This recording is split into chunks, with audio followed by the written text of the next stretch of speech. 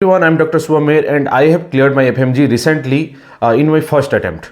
तो मैं आपको बताने वाला हूं कि आपको क्या क्या स्ट्रेटेजी अपनाना चाहिए और मैंने क्या अपनाया था और आपको अपने हिसाब से क्या क्या चेंजेस करना चाहिए वो मैं आपको इस वीडियो पे बताऊंगा। तो चलिए शुरू करते हैं वीडियो को।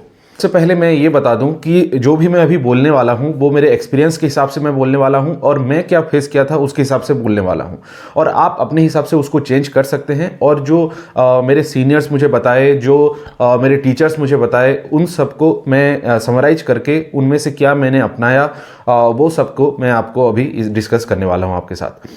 तो मैं कुछ 15 पॉइंट्स प्रिपेयर किया हूँ। अभी बैठ के मैं पूरा 1 घंटा उसको प्रिपेयर किया हूँ, क्या क्या मैंने अपनाया था, क्या क्या मैंने किया था।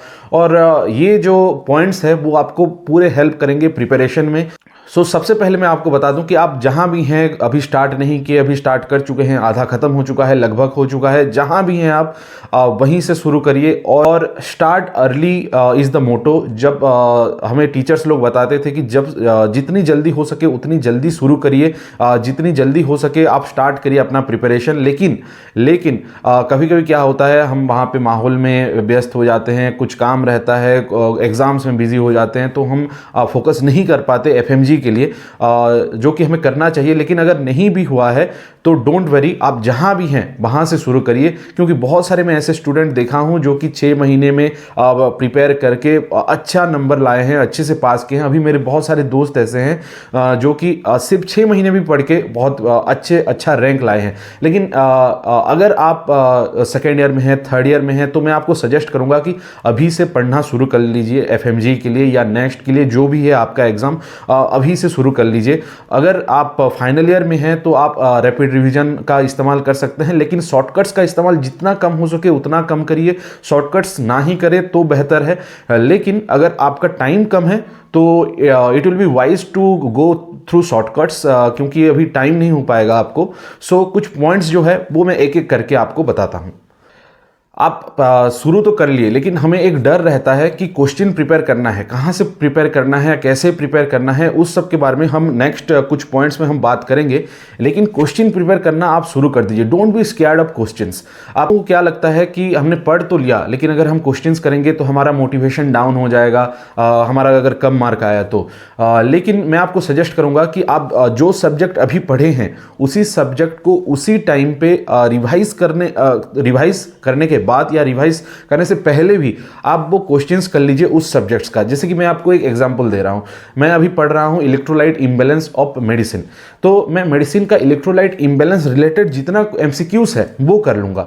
वो मुझे कहां से करना है, वो मैं कहीं से भी कर सकता हूं, जैसे कि एफएमजी सॉल्यूशन से कर सकता हूं, मैं प्रेपलेडर से कर सकता हूं, मैं XYZ जहां पे भी जो भी इंस्टीट्यूट में मैं पढ़ रहा हूं वहां का क्वेश्चंस अगर वो दे रहे हैं तो वहां से कर सकता हूं, मेरो से कर सकता हूं, कहीं से भी। और मैं आपको सजेस्ट करूंगा कि प्रीवियस ईयर क्वेश्चंस में ज़्यादा ध्यान दीजिए।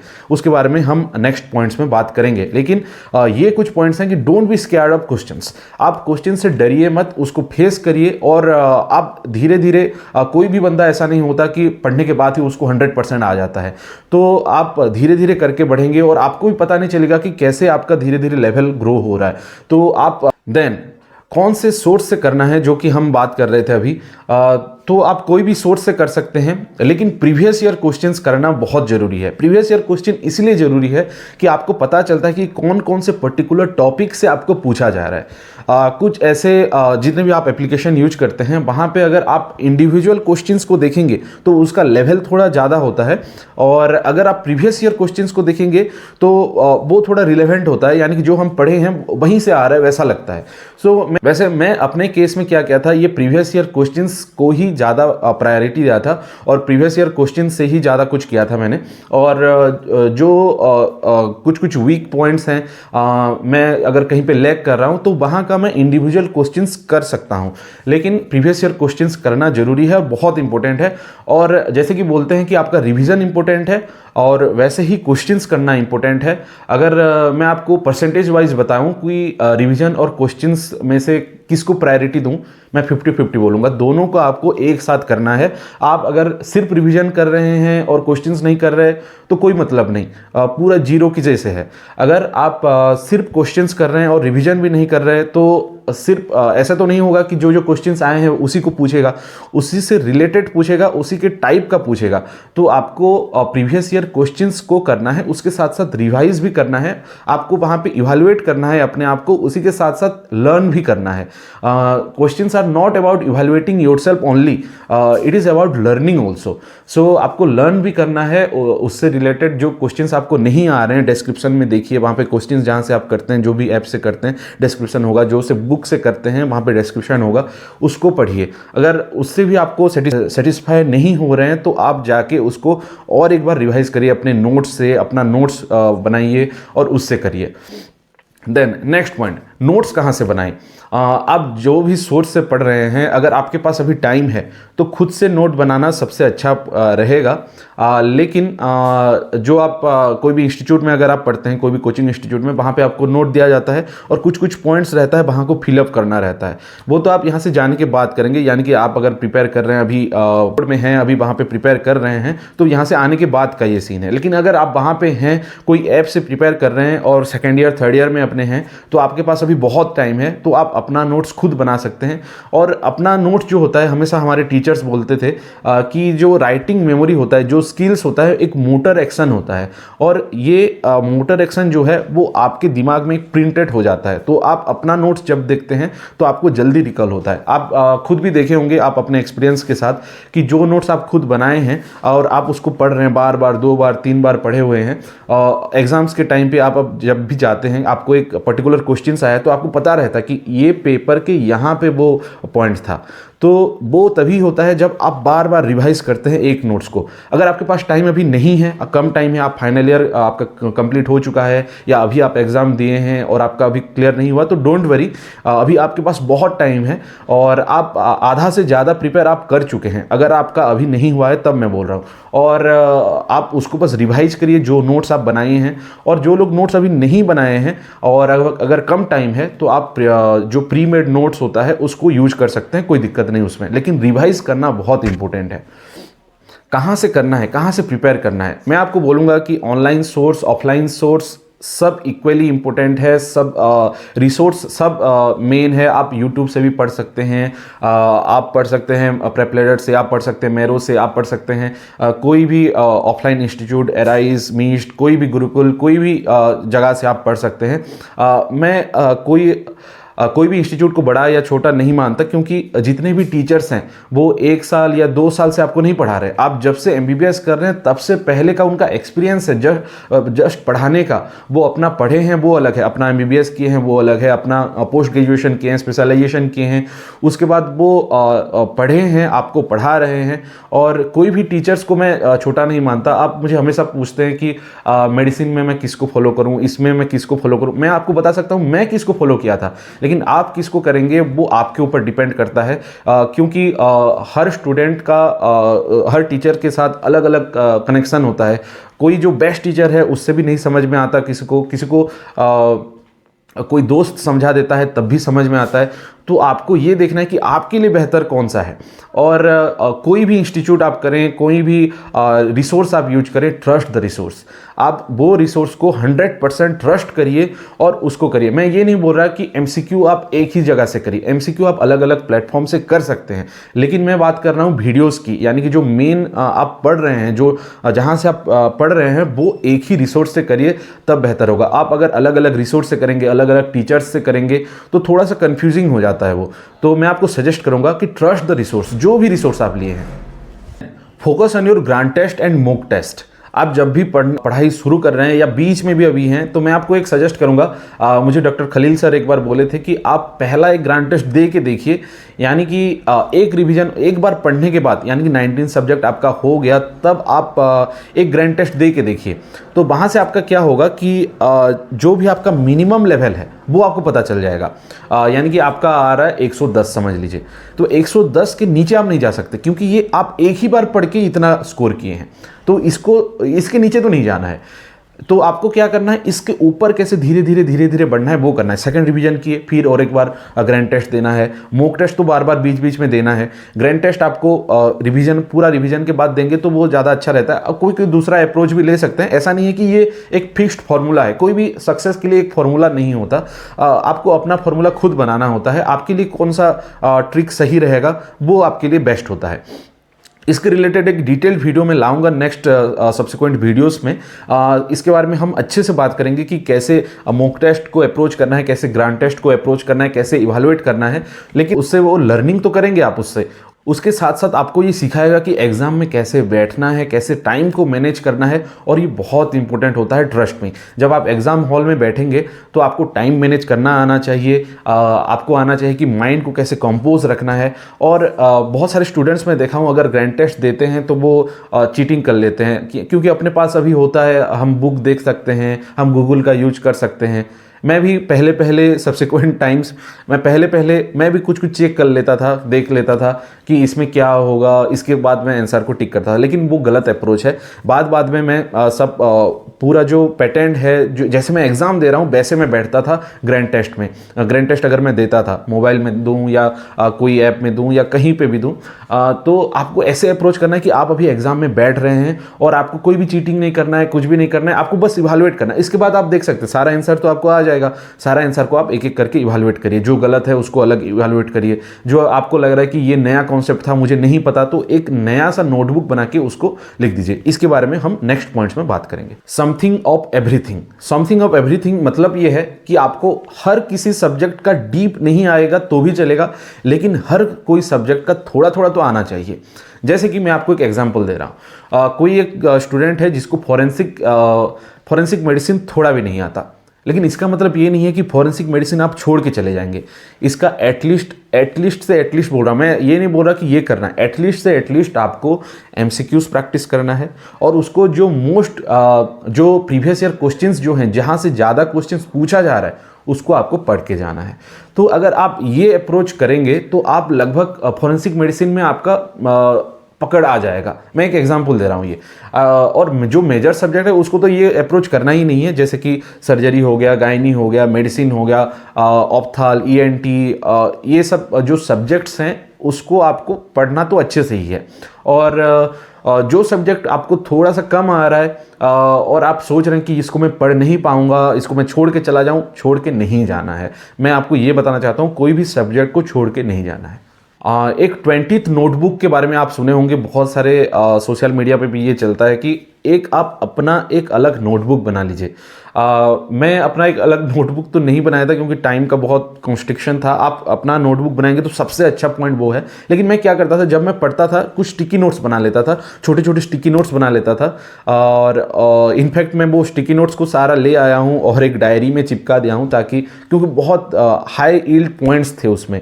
अगर आप वो चाहते हैं उसका एक PDF में बना के सेंड कर दूँ तो आप मेरे टेलीग्राम चैनल पर जा सकते हैं। टेलीग्राम चैनल का लिंक नीचे डिस्क्रिप्शन पे है और वहाँ पे मैं डाल दूंगा। अगर आप कमेंट सेक्शन पे मुझे बताएंगे कि वो आपको चाहिए तो आप स्टिकी नोट्स बना सकते हैं, कुछ पॉइंट्स बना सकते हैं, कोई एक छोटा सा बुक रख सकते हैं जिसको कि आप लास्ट टाइम रिवीजन में आपको वो बहुत हेल्प करेगा। यानी कि कल एग्जाम है, मैं आज सारा सब्जेक्ट तो नहीं पढ़ सकता, तो मैं क्या करूंगा, वो जो स्टिकी नोट्स हैं या वो जो छोटे छोटे मैं पेजेस में छोटा छोटा लिखा हूं जो कि मैं भूल जाता हूं, उसको मैं रिवाइज करूंगा।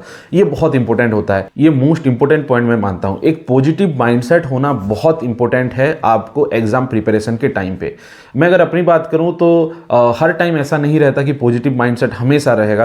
मैं अगर आपको एक ग्राफिकल रिप्रेजेंटेशन बताऊं तो ऐसे ऐसे करके ये चलता रहता है। कभी आप मोटिवेटेड होंगे, बहुत अच्छे से पढ़ रहे होंगे, कभी फिर डाउनफॉल आएगा, आपको पढ़ने का थोड़ा भी मन नहीं करेगा, फिर अच्छे से पढ़ने का मन आएगा, फिर नहीं आएगा। तो जो डाउन पॉइंट होगा, जहाँ पे आपको पढ़ने का मन नहीं करेगा, वहाँ पे आपको ये नहीं करना कि आज नहीं पढ़ूंगा, मुझे मन नहीं कर रहा।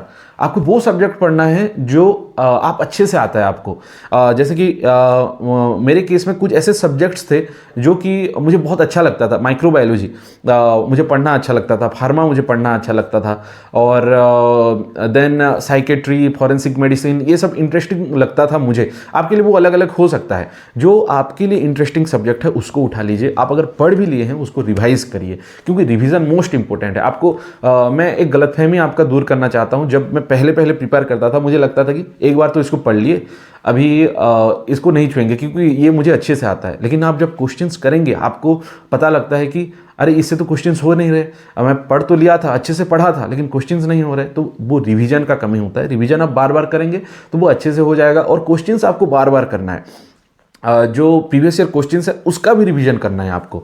तो पहले तो आप ये अप्रोच रखिए कि सारा सब्जेक्ट कैसे ख़त्म हो। 19 के 19 सब्जेक्ट, कोई भी सब्जेक्ट नहीं छूटना चाहिए, छोटा मोटा कोई भी सब्जेक्ट नहीं छूटना चाहिए, सारा सब्जेक्ट आप ख़त्म करिए। और ट्रस्ट मी, ये हो सकता है। जब मैं भी प्रिपेयर कर रहा था मुझे लगता था कि 19 सब्जेक्ट, इतना भास्ट सब्जेक्ट, सिर्फ मैं मेडिसिन को पढ़ूँ वो तो 2 महीना 3 महीना लेगा, मैं कैसे ख़त्म कर पाऊँगा 6 महीना में इतना सारा सब्जेक्ट। ट्रस्ट मी, हो जाएगा। और आप धीरे धीरे करके स्टेप वाइज पैटर्न में आप बढ़ेंगे तो आपको भी पता नहीं चलेगा कि कैसे ख़त्म हो गया। 19 के 19 सब्जेक्ट्स हो जाएंगे, 6 महीने में हो जाएंगे। अगर आप 2 साल है 2 साल में हो जाएंगे। आप जितना भी आपका टाइम है उसको यूज करिए। और ऐसा नहीं है कि आपके पास अगर टाइम है तो धीरे धीरे ऐसे करके करिए। आप पूरा एक टाइम स्लॉट निकाल लीजिए कि इतने से इतने टाइम तक मैं पढ़ूंगा।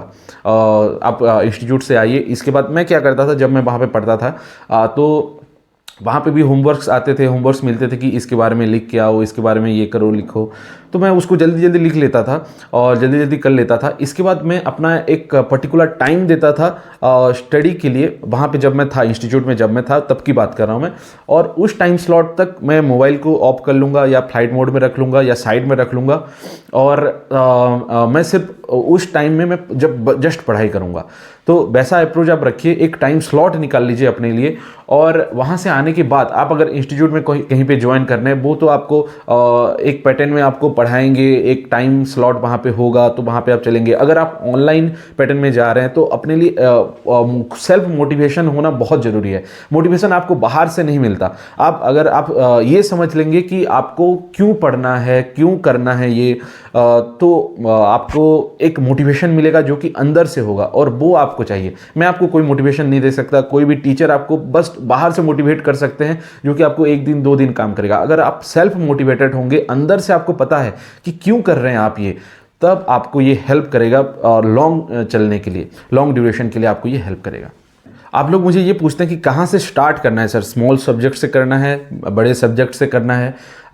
मैं इसके रिलेटेड एक वीडियो बनाऊंगा क्योंकि ये एक लंबा टॉपिक रहेगा और हम इसमें 10 मिनट तक बात करेंगे कि कैसे अप्रोच करना है, कहाँ से शुरू करना है और कैसे धीरे धीरे आगे बढ़ना है। लेकिन एक छोटा सा मैं आपको ये बता देता हूँ अभी के लिए कि आप कहीं से भी स्टार्ट कर सकते हैं। आप अगर छोटा सब्जेक्ट्स आपको करेंगे तो ज़्यादा अच्छा रहेगा। जैसे कि मैं ये बताता हूँ, एनाटॉमी आप कर लिए, देन फिजियोलॉजी कर लिए, देन उसका फार्मा कर लिए, देन पैथो कर लिए और फिर मेडिसिन किए, फिर सर्जरी किए। तो ऐसे करके आप बढ़ेंगे तो आपको अच्छे से ये हेल्प करेगा। लेकिन कुछ कुछ दूसरे अप्रोच भी हैं जो कि मैं आपको सब्सिक्वेंट टाइम्स में बताऊंगा और आपके लिए कौन सा बेस्ट है वो आप चूज़ करके अपने लिए इंप्लीमेंट कर सकते हैं। जैसे कि एक एग्जाम्पल देता हूँ, कुछ सब्जेक्ट्स वाइज भी आप कर सकते हैं। जैसे कि आपको कार्डियोलॉजी करना है तो कार्डियोलॉजी का एनाटॉमी वाला पार्ट आप कर लीजिए, फिर फिजियो वाला पार्ट कर लीजिए, फिर उसका पैथो वाला, फार्मा वाला, ऐसे ऐसे करके अगर करेंगे तो एक पर्टिकुलर सिस्टम में, यानी कि एक कार्डियोलॉजी में आपका बेस्ट हो गया, आपका सब कुछ खत्म हो गया। तो कार्डियोलॉजी रिलेटेड जितना भी क्वेश्चन आए आप निकाल सकते हैं, फार्मा हो, मेडिसिन हो, कहीं से भी, सर्जरी हो। तो ऐसे अप्रोच भी आप कर सकते हैं। तो आपके लिए जो सा अप्रोच सही रहेगा वो आप फॉलो कर सकते हैं। डोंट टेक शॉर्टकट्स आपको नहीं लेना है। शॉर्टकट्स बहुत सारे दोस्त ये सोचते हैं कि चलो उतना सारा कौन पढ़े, छोटा सा एक नोट ले लेते हैं, 2 पेज का एक सब्जेक्ट का नोट ले लेते हैं, वो पढ़ लेते हैं। वो इम्पोर्टेंट है, लेकिन वो कब है, जब आप पढ़ लिए हैं ऑलरेडी, एक सब्जेक्ट को पढ़ चुके हैं, तब वो आपका कॉन्साइज नोट पढ़ रहे हैं, तब इम्पोर्टेंट है। और अगर आप अपना कॉन्साइज नोट खुद बनाएंगे, जैसे कि मैं क्या किया था, देखिए एनेस्थीसिया में बस 2-3 बार पढ़ाऊँगा। तो एनेस्थीसिया छोटा सा सब्जेक्ट था, उसमें 1-2 क्वेश्चंस आए थे इस बार। तो एनेस्थीसिया का मैं क्या किया था, एक बार जब पढ़ा था तो उसको छोटे छोटे नोट्स बना लिए थे हम लोग। तो छोटे छोटे नोट्स बना के कुछ 16 पेजेस में पूरा एनेस्थीसिया मेरा ख़त्म हुआ था। 16 पेजेस, वो भी क्योंकि फ़ोटोज़ वहाँ पे थे। तो अगर आप बिना फ़ोटो को वो निकाल के आप देखेंगे तो वो हो जाएगा 6-7 पेज हो जाएगा। तो उसमें मैं अगर 6-7 पेज देख लिया तो मेरा पूरा एनेस्थीसिया हो गया। तो वैसा आप खुद अपने लिए बना सकते हैं। जो जो छोटे छोटे सब्जेक्ट्स हैं उसके लिए छोटा छोटा एक नोट्स बना लीजिए जो कि आपको हेल्प करेगा बाद में जाके। ये कुछ 10 से 15 पॉइंट्स थे आपको बताने के लिए कि कैसे आपको अप्रोच करना है, कैसे मैंने प्रिपेयर किया था, और इसके रिलेटेड वीडियोस में आपको बताता रहूँगा। और कुछ अगर आपको टॉपिक्स कुछ समझ में नहीं आ रहा, जो कि मैं अगर जानता हूँ, तो मैं अपनी तरफ से फुल कोशिश करूँगा, पूरी तरह से कोशिश करूँगा कि आपको मैं बताऊँ।